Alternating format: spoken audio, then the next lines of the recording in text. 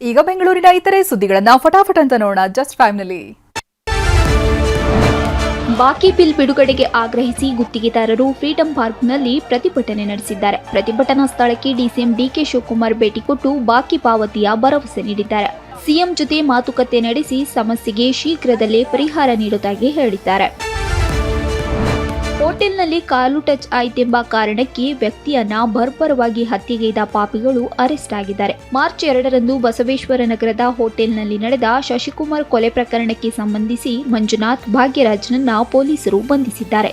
ದೋಸೆ ತಿನ್ನುವಾಗ ಕಾಲು ಟಚ್ ಆದ ವಿಚಾರಕ್ಕೆ ಜಗಳ ಶುರುವಾಗಿ ಶಶಿಕುಮಾರ್ನನ್ನ ಚಾಕುವಿನಿಂದ ಇರಿದು ಕೊಲೆ ಮಾಡಲಾಗಿದೆ.